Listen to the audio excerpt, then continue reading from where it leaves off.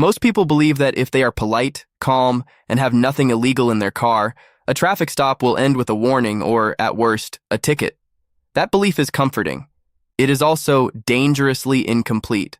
Because what I have learned after watching hundreds of body camera videos and litigating suppression hearings is this: a traffic stop does not turn into criminal charges because you are guilty. It turns because you cross an invisible line without realizing it. That's the central phrase I want you to remember: the invisible line. Everything that happens on the side of the road revolves around that line, and most drivers don't even know it exists. You're driving home. Maybe you're coming back from work. Maybe you're tired. You see the red and blue lights in your rearview mirror, and your stomach drops. Your brain immediately starts scanning backward. Was I speeding? Did I signal? Is my registration current? That rush of adrenaline hits before the officer even steps out of the car. And here's where this gets complicated. That adrenaline doesn't just make your heart pound, it makes you talk. The officer walks up. He's calm, professional, maybe even friendly. Do you know why I pulled you over? That question feels harmless. It feels conversational. It feels like the beginning of a routine exchange. But legally, it's something very different. Because the moment he initiates that stop, the Fourth Amendment is in play.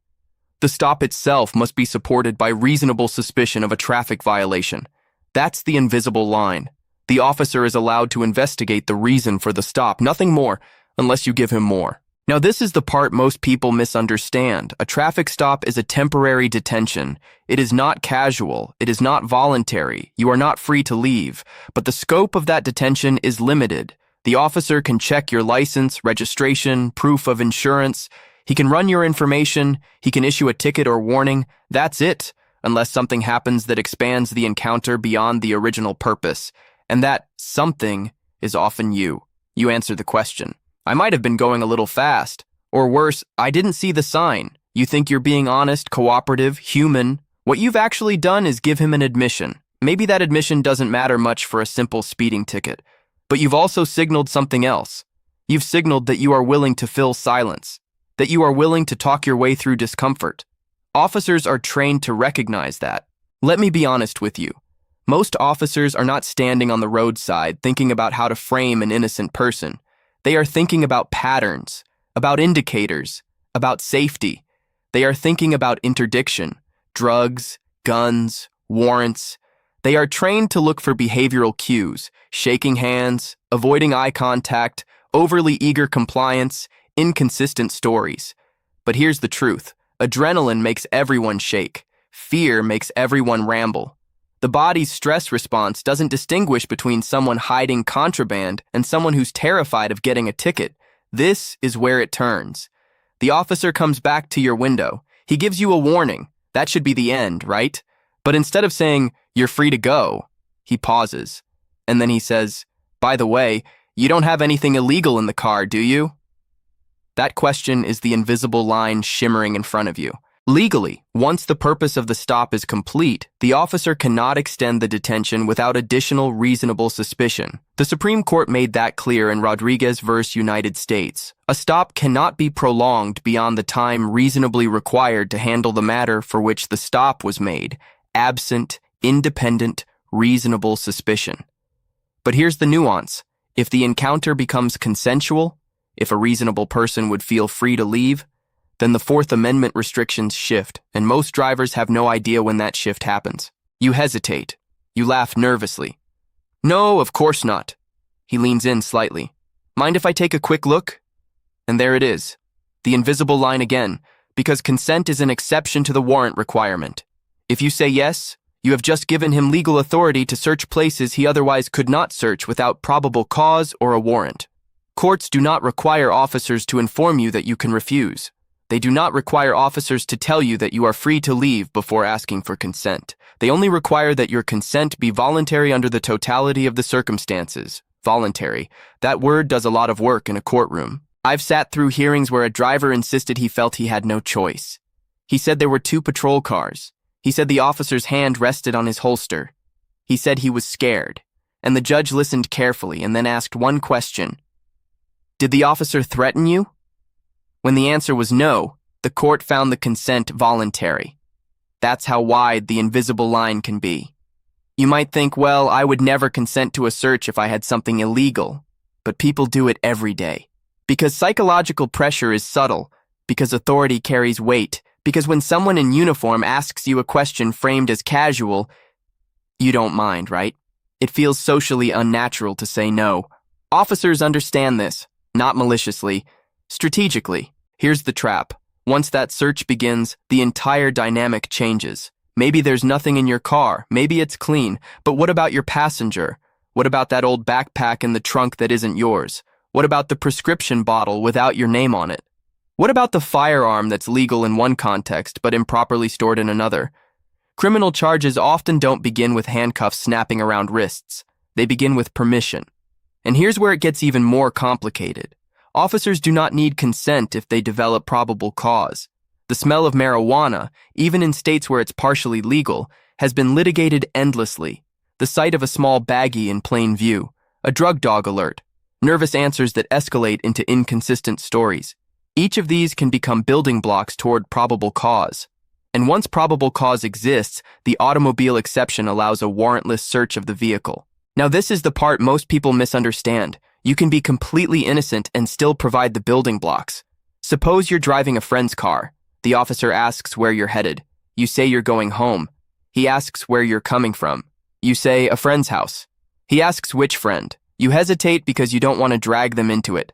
That hesitation gets labeled evasive. He walks to the passenger side. Your passenger, trying to be helpful, says you were at a restaurant. The stories don't perfectly align. That inconsistency becomes suspicious.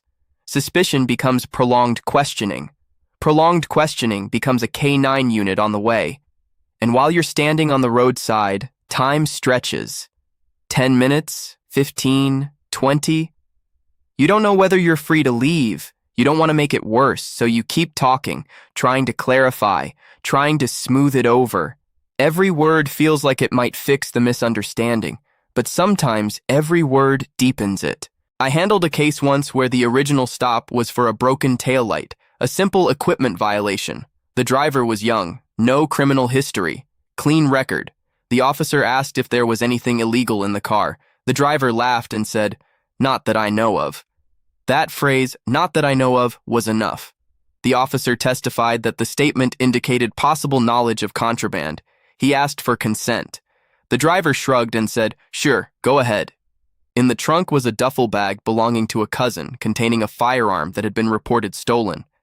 That young man ended up charged with possession of stolen property and unlawful possession of a firearm, all from a broken taillight. The invisible line. Let me give you the hard truth. Asserting your rights may make the encounter longer in the moment. It may make the officer's tone change. It may create awkward silence. When you calmly say, "I don't consent to any searches," you are not required to justify it. But you may feel the temperature drop. The friendliness may evaporate. That discomfort is real, and people avoid discomfort. That's why they cross the line. But here's the legal foundation. The Fourth Amendment protects against unreasonable searches and seizures. The Fifth Amendment protects against compelled self-incrimination. You are required to provide identification and certain documents during a lawful traffic stop. You are not required to answer investigative questions unrelated to the reason for the stop. You are not required to consent to a search. Silence cannot be used as probable cause. Refusal cannot be used as probable cause. Courts have said this repeatedly. But in practice, officers can pivot. They can continue observing.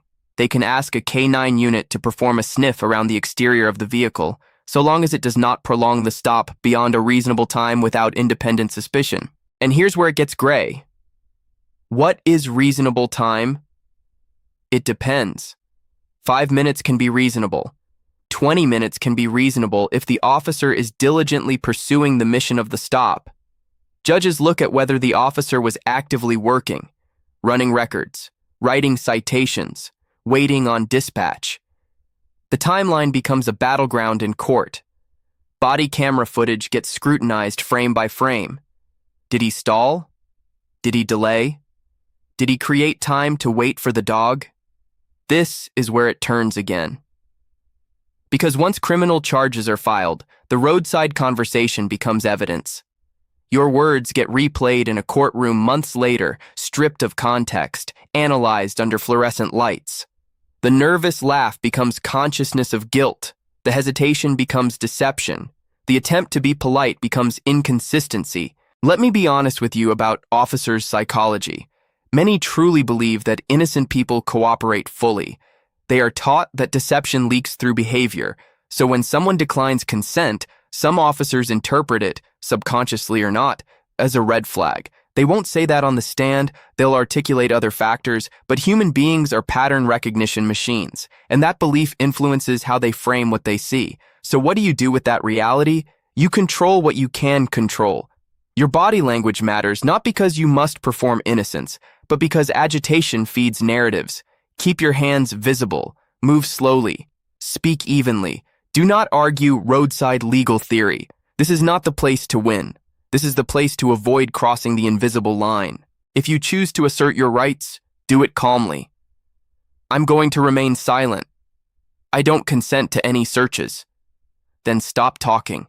Silence feels unnatural. It feels like surrendering the social contract. But legally, it is protection. If the officer continues questioning, you repeat it. Calmly. No sarcasm, no edge. Just repetition. And what if they ignore you? What if they search anyway? You do not physically resist, you do not escalate. You make it clear verbally that you do not consent, and you let it happen. Because the roadside is not the arena for constitutional litigation. The courtroom is.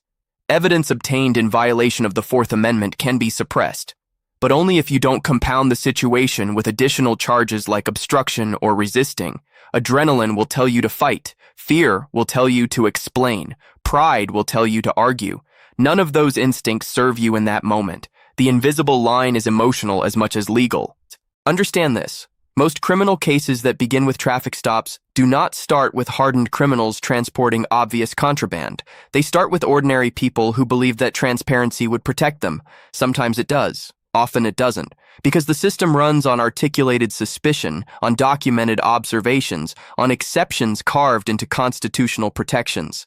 Here's where this gets complicated one last time. There are exceptions to everything I've said. If an officer sees contraband in plain view, he doesn't need consent. If you're lawfully arrested, your vehicle may be searched under certain circumstances. If there are exigent circumstances, an immediate threat to safety, the calculus changes.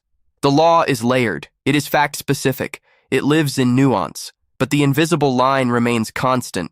Once the scope of the encounter expands beyond its original justification, your exposure multiplies. I am not telling you this to create paranoia. I am telling you this because I have watched too many ordinary traffic stops evolve into felony indictments. I have watched juries listen to body camera audio and form opinions in seconds. I have watched judges rule that consent was voluntary, even when it felt anything but voluntary to the person standing on asphalt under flashing lights. The system does not run on feelings. It runs on standards. Reasonable suspicion, probable cause, voluntariness. Those words are clinical. Your roadside experience will not be. So when you see those lights in your mirror, remember the invisible line. Remember that politeness does not require self-incrimination. Remember that cooperation has limits. Remember that silence is not hostility. And rehearse the phrases now, not when your pulse is racing. Because under stress, you will default to habit. Practice saying it out loud when you're alone in your car. I'm going to remain silent. I don't consent to any searches. Say it until it feels boring. Say it until it feels automatic. Because in the moment, with adrenaline flooding your system and authority standing at your window, you will not rise to the occasion. You will fall to your level of preparation.